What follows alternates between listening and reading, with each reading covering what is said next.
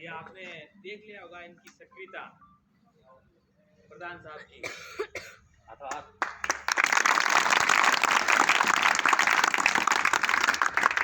मेरी और प्रधान साहब की तो 4-5 बार मीटिंग हुई होगी। हमेशा मैंने इनकी पॉजिटिविटी देखी है। आप यहाँ के प्रधान हैं, विकास कार्य को देखते हैं और मैं आपको दावा करता हूँ कि इस प्रांगण की कोई समस्या, कोई समाधान, कोई विकास कार्य हुआ हुआ है या नया होना है तो प्रधान साहब आपको मना नहीं करेंगे। आप सभी की ओर से मेरा भी प्रधान साहब को विशेष आग्रह रहेगा कि इस हॉस्टल के इंचार्ज आपसे कोई मांग करे तो जितना हो सके पूर्ण करने की कृपा करावे।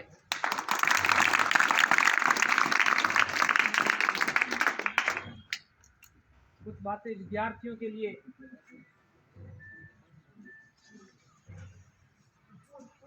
जो विद्यार्थी आज यहाँ से विदाई लेके जा रहे हैं, मेरा उनको ये ही कहना है कि जो बाबा साहब ने कहा है उन बातों को याद रखना। बाबा साहब ने बहुत सी किताबें लिखी है, बहुत सी शिक्षा ग्रहण की है, बहुत सी डिग्रियां ली है और अपने बीच में जो भी विद्वानगण बैठे हैं बाबा साहब को अच्छी तरह से पढ़ा है। मैंने भी प्रयास किया है लेकिन मैं बाबा साहब को इतना नहीं पढ़ पाया हूँ। बाबा साहब की कुछ पंक्तियां मैंने बड़ा गौर से पढ़ा और मैंने उसको अपने जीवन में उतारने का प्रयास किया है। बाबा साहब ने कहा है, शिक्षित बनो, संगठित रहो और संघर्ष करो। इससे ज़्यादा मैं बाबा साहब को समझ ही नहीं पाया और इन चंद पंक्तियों में मैंने जो मुकाम हासिल किया है, बहुत ही गिने चुने लोग ही वहां तक पहुंच पाते हैं। आज के समय में शिक्षा सबसे जरूरी है। बाबा साहब की जो 3 शब्द है ना, इन 3 शब्दों की शुरुआत अपन पीछे से करते हैं, कभी आगे से नहीं करते हैं। और जो व्यक्ति शिक्षा से शुरुआत करता है तो उसके जीवन में 4 चांद लग जाते हैं।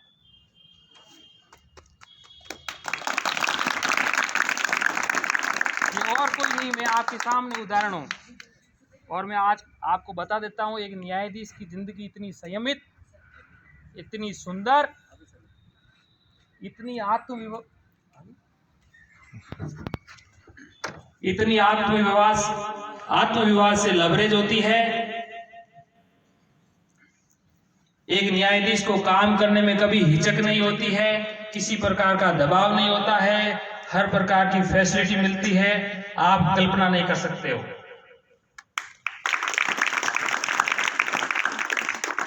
मेरी भी आप सभी से इच्छा है कि आप में से कोई जज बने।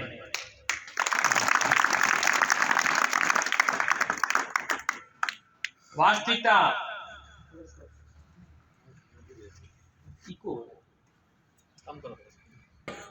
राजा राम जी विराजमान है। इस पद की गरिमा और इस पद के अनुशासन अच्छी तरह से वाकिफ है। शायद आप में से भी सब लोगों को ये ध्यान नहीं होगा कि यहाँ पे कोई जज साहब काम करते हैं और 1980 से काम कर रहे हैं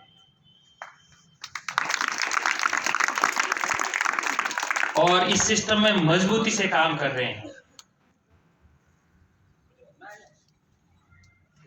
जब किसी को लगता है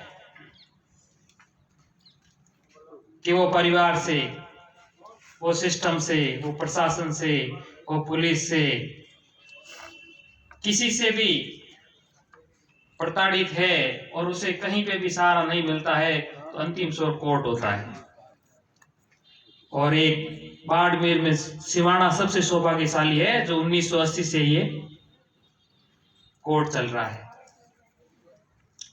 रही बात स्टूडेंट के लिए, जो 12वीं पास करके यहां से जा रहे हैं, तो मेरा उनसे आग्रह रहेगा कि आज से ही आप अपना लक्ष्य निर्धारित कर दें और लक्ष्य ऐसा निर्धारित करें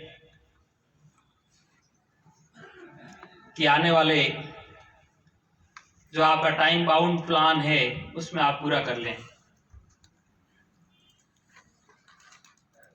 नहीं तो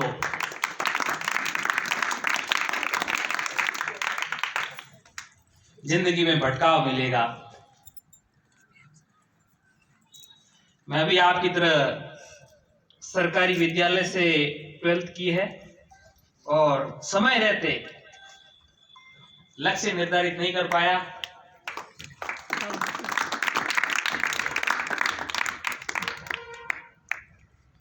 जब ज्ञान हुआ कि कुछ बनना है, कुछ करना है,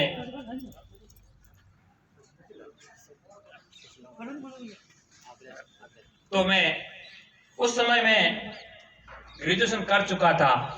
यही नहीं, मैं डबल ग्रेजुएशन कर चुका था। उस समय तक मुझे पता नहीं था कि मुझे किस और कहां जाना है। मेरी शब्दों पे आप गौर करना, एक 12th का स्टूडेंट 6 साल तक भटकता रहता है, उसको पता नहीं क्या करना होता है। तो इसलिए मेरा आपसे निवेदन है कि आपको जो भी करना है आप तय कर लें कि मेरे को ये करना है।